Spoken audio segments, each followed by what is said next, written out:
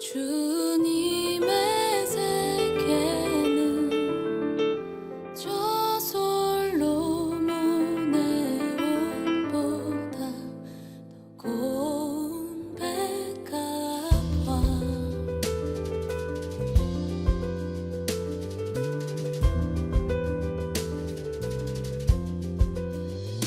참 아름다워다 주님의 세계는 저 아침에와 저녁 먼 하늘 빛난 별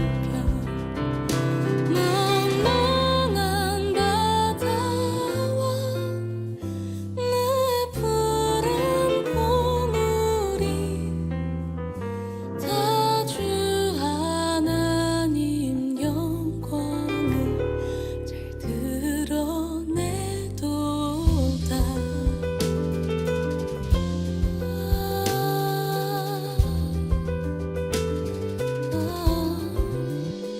참 아름다워라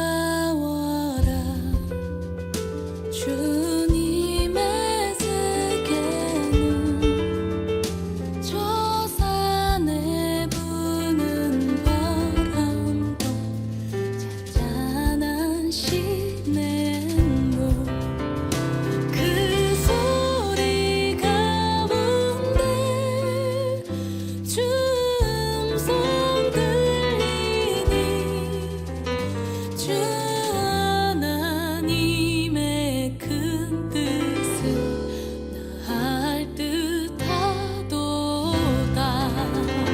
그 소리 가운데 주 음성 들리니 주 하나님의 큰 뜻을 다할 듯하도다.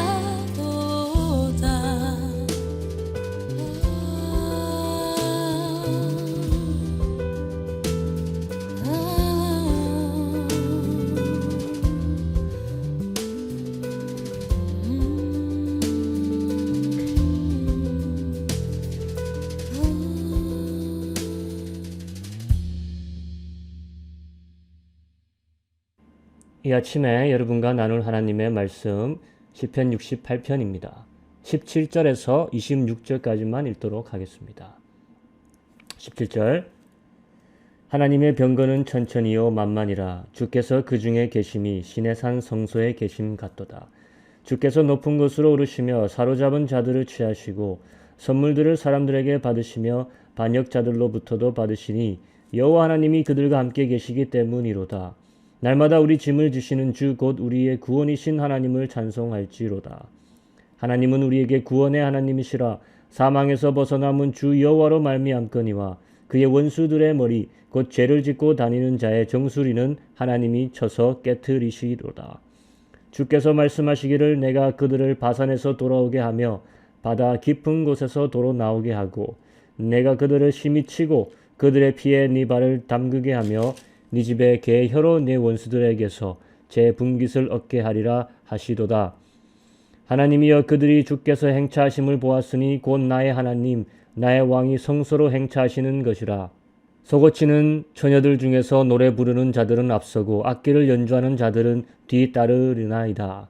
이스라엘의 근원에서 나온 너희여 대회 중에 하나님 곧 주를 송축할지어다. 아멘. 할렐루야 성도님들, 이 아침도 하나님의 모습이 우리에게 선명하게 보여지길 축원합니다. 오늘 이 아침에 말씀에서 보여주고 있는 하나님의 모습을 한번 상상해 보시기 바랍니다. 여러분, 인간사에 개입하시고 역사하시는 하나님의 모습을 어떻게 상상할 수 있겠습니까? 만약 도화지와 스케치용 연필을 주고 하나님을 여러분에게 그려봐라 한다면 어떤 모습으로 여러분은 하나님을 표현하겠습니까? 우리는 하나님에 대한 상상이 매우 한정되어 있기에 주로 예수님의 생애를 보면서 하나님의 모습을 도출할 것입니다. 특히 벽에 걸려있는 신앙용 그림 액자를 하도 많이 봐서 아마도 어린 양을 한 팔에 안고 계시는 예수님, 또는 푸른 언덕 위에서 군중을 향해 설교하시는 예수님, 겟세마네 동산에서 외롭게 기도하시는 예수님, 이런 모습을 떠올리며 우리 하나님을 생각해 볼 것입니다. 그런데 오늘 시편의 기자는 어떤 모습의 하나님을 보고 있느냐? 우리가 생각하면 매우 유치해 보일 수 있습니다. 또한 비현실적이지 않나 싶을 정도의 모습으로 하나님을 그리고 있습니다. 4절과 33절을 한번 보도록 하겠습니다. 4절 하나님께 노래하며 그의 이름을 찬양하라. 하늘을 타고 광야에 행하시던 일을 위하여 대로를 수축하라. 그의 이름은 여호와이시니 그의 앞에서 뛰놀지어다. 건너뛰어서 33절 읽겠습니다. 옛적 하늘들의 하늘을 타신 자에게 찬송하라. 주께서 그 소리를 내시니 웅장한 소리로다. 광야에서 병거를 타시고 가시는 하나님이 보이고 있고 하늘에서 병마 타고 가시는 하나님이 보이고 있습니다. 그러니까 하나님께서 병거를 타고 싸움터로 진격하는 모습이라는 것입니다. 한 번은 광야에서고 한 번은 하늘에서입니다. 하나님을 맹렬한 용사의 모습으로 그리고 있습니다. 이 시편 전체를 보면 전쟁에서 나가고 승리하시고 환영받으시며 성소로 들어오시는 하나님의 모습을 그리고 있습니다. 오늘 읽은 17절을 보십시오. 하나님의 병거는 천천히요 만만이라. 다윗과 사울이 전쟁을 하고 돌아온 모습에서 이스라엘 백성들이 외쳤던 함성 기억하십니까? 지금은 하나님께서 그의 병거들을 가지고 전쟁을 하러 나가는 모습을 그리는 것입니다. 현대사회에 살고 있는 우리에게 좀처럼 상상하기 힘든 하나님의 모습이죠. 이런 하나님을 오늘 시편에서 그리게 된 여러 이유가 있을 것입니다. 가장 중요한 이유는 당시에 빈번했던 전쟁의 상황 때문이었을 것입니다. 내 인생과 내 가족과 내 나라가 달려있는 전쟁의 긴박한 상황에서 우리가 원하는 하나님은 푸른 목장에서 한가하게 양을 먹이시는 하나님이 아닐 것입니다. 내가 나가는 그 전쟁에 함께 해주시는 하나님, 그보다 더 좋은 것은 하나님께서 선두에 나가셔서 전쟁을 지휘하시는 것이겠습니다. 오늘 시편의 기자는 함께 같은 편이 되어주시는 하나님의 모습이 아니라 선두에 서서 먼저 달려나가시는 진격하시는 하나님을 그리고 있습니다. 이런 하나님의 모습이 사실 굳이 구약에서만 있는 것이 아니죠. 우리가 마지막 성경의 책 계시록에 가서 보면은 앞에서 나가셔서 전쟁을 지휘하시는 예수님의 맹렬한 모습, 그의 다시 오시는 날의 모습으로 그려지고 있는 것을 알 수 있습니다. 그런데도 우리는 이런 그림을 좀처럼 보기 힘들고 상상하기도 힘들죠. 여기에 여러 이유가 있겠지만 우리 생각의 틀과 신앙의 경험이 한쪽으로 굳혀져 버린 데 있다 생각합니다. 우리가 생각하기에 전쟁에 참여하시어 전쟁을 승리로 이끄시는 그런 용사 같은 하나님의 모습은 우리 기준으로 절대자 하나님의 모습이 어울리지가 않는 모습일 것입니다. 우주를 만드신 하나님이 말씀 한마디면 태양이 사라질 것이고 행성들이 날아갈 것인데, 그러니까 저 높은 보좌에서 말씀 한마디를 하시면 세상을 있다가도 없게 하시고 없다가도 있게 하실 수 있을 것인데, 그런 하나님이 어찌하여 이렇게 작고 작은 인간들이 펼치는 인간사의 싸움에서 한 백성의 편이 되어 거기서 싸우는 병사들의 최전방 용사가 되어 어찌 보면 무의미한 그런 싸움을 싸워주시기까지 하겠느냐 이것입니다.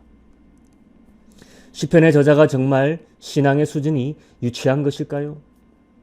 하나님을 병거 타고 싸움에 나가시는 모습으로 그린 것이 하나님에 대한 상당히 제한적인 시야를 가지고 있어서 그런 것일까요?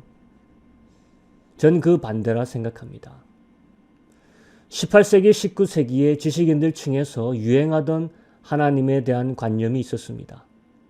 하나님은 세상을 떠난 하나님이란 관념이었습니다. 세상을 특정한 법칙으로 만드신 절대자 하나님은 다 만들고 나서는 세상 밖으로 나가셨다는 하나님이었습니다. 그 스스로가 세상에 개입하는 것 자체가 그가 만드신 자연 법칙에 위반되는 행동이므로 그런 모순된 하나님을 수용할 수 없었던 것이 그 당시 르네상스를 거쳐 이성주의 시대의 정점을 달리고 있던 사람들이 생각하고 바라보고 있던 하나님이었습니다. 하지만 결국 그런 생각이 결국 어디로 이어지느냐? 무신론으로 이어지게 됩니다. 우리 인생에 개입하지 않는 하나님은 결국 없는 거나 마찬가지인 하나님이 되어버립니다. 우리의 싸움에 관심 가져주시지 않으시는 하나님은 우리의 다른 모든 것에 관심이 없을 하나님이시죠. 우리 성경에서 보는 우리 하나님은 우리의 싸움을 싸워주시는 하나님이십니다. 우리의 작은 필요와 간구까지 헤아려 주시고 응답해 주시기 원하시는 하나님이십니다. 우리가 믿는 하나님은 함께 하시기 원하시는 하나님이십니다. 그래서 우리가 푸른 초장에 누워있을 때는 상냥한 목자로 다가오시고 해변가에 앉아 그의 가르침을 사모할 때면 생명의 말씀을 전해주시는 선생님으로 다가오시는 하나님이십니다. 그리고 우리가 나가야 하는 두렵고 떨리는 싸움이 있는 곳에서는 누구보다 맹렬한 기세로 강인한 오른팔을 가지고 선두에서 우리를 이끌어 주시는 하나님이십니다. 그래서 우리 하나님은 만군의 여호와라고 불리시는 하나님이십니다. 세상에는 많은 종류의 전쟁이 있을 것입니다. 진짜 총알이 빗발치는 전쟁터에서부터 소리 없이 진행되는 전쟁이 있는가 하면 기업들 간에, 사람들 간에, 또 혼자서 외롭게 싸워야 하는 전쟁도 있습니다. 하지만 우리 하나님은 한 가지 전쟁에 능하신 하나님이 아니라 모든 전쟁에 능하신 만군의 여호와 하나님이십니다. 한 군대만 이끌고 나가셔서 승리하실 수 있는 분이 아니라 만군, 그를 따르는 어떠한 백성도 이끌고 나가셔서 승리하실 수 있는 능력의 하나님이십니다. 여러분, 믿음의 시야를 펼쳐서 오늘 내가 싸워야 하는 전쟁터에서 나의 전쟁을 이끄시려고 나가시는 하나님의 모습을 바라보십시오. 어떤 전쟁에서도 승리하시고 다시 성소의 자리에 올라가시는 시편 68편의 하나님의 당당하고 위용 있는 모습을 보십시오. 이게 유치한 모습이 아니라, 상상의 모습이 아니라, 이것은 우리 삶에서 우리가 경험해야 하는 진짜 하나님의 모습입니다. 우리를 위해 싸우시는 하나님, 내가 안 싸운다는 것이 아니라 나의 싸움을 그가 지휘하시는 것입니다. 그의 지휘 아래에서 오늘도 선한 싸움을 싸우고 승리하시고 성소로 돌아가 경배와 찬양을 하는 이 하루, 또 한 주 되시길 축원합니다. 오늘 여러분이 처한 싸움이 어떤 싸움이든지 간에 하나님은 멀리서 그저 당신을 바라보고 응원하시는 것이 아니라 그 싸움의 자리에 와서 싸움을 이끄시는 하나님이라는 것을 믿으시고 기도하시기 바랍니다. 광야에 먼지 날리는 그곳에서 하나님은 병긋하고 이스라엘을 위해 싸우셨습니다. 고상한 하나님은 하늘 보좌에서 마법 같은 주문으로 우리에게 승리 주시는 하나님이 아니라 위대한 우리 하나님은 직접 흙먼지 날리는 곳에 와서 우리와 타고 우리와 칼을 휘두르시는 하나님이시라는 것입니다. 전쟁을 시작하시고 전쟁이 끝날 때까지 함께 하시는 하나님이시라는 겁니다. 여리고의 전쟁 전에 여호수아 앞에 칼을 빼들고 있던 결의에 찼던 여호와의 보내신 군대 장관을 생각해 보십시오. 그것이 우리가 믿는 하나님의 모습인 것입니다. 먼 하늘에서 팔짱 끼고 관람하는 하나님이 아니라 우리의 싸움을 직접 싸우시는 하나님. 그래서 우리 하나님은 최고로 멋지신 하나님이십니다. 내가 신뢰할 수밖에 없는 하나님이십니다. 오늘 우리 기도할 때 그런 하나님을 내 삶의 싸움터에서 모실 수 있는 영광을 얻도록 같이 기도했으면 좋겠습니다. 두 번째, 우리가 이번 연말에 복음을 나누고 돕고자 하는 가정 둘이 있습니다. 복음의 기회를 얻고 예수님의 사랑을 조금이나마 나눌 수 있도록 같이 기도해 주셨으면 합니다. 그들의 마음이 열릴 수 있도록 기도해 주십시오. 마지막으로 2020년의 성공적인 마무리를 위해서 2021년 하나님께 어떤 기도 제목과 어떤 소원을 드릴지 기도하며 준비하길 원합니다. 같이 이제 기도하기 원합니다. 하나님 아버지 감사드립니다.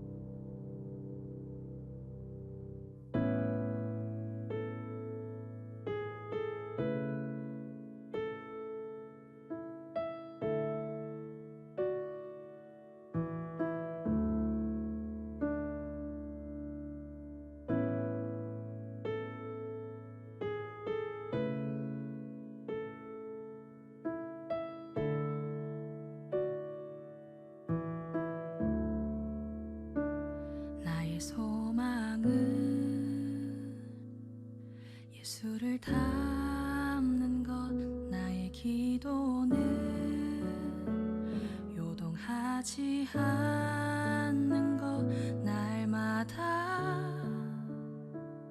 날마다 선하신 주님과 함께하며 나의 사랑은 예수만 바라보는 것 나의 능력은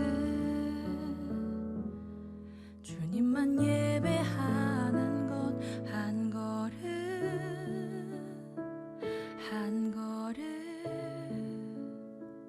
믿음의 흔적들을 남기며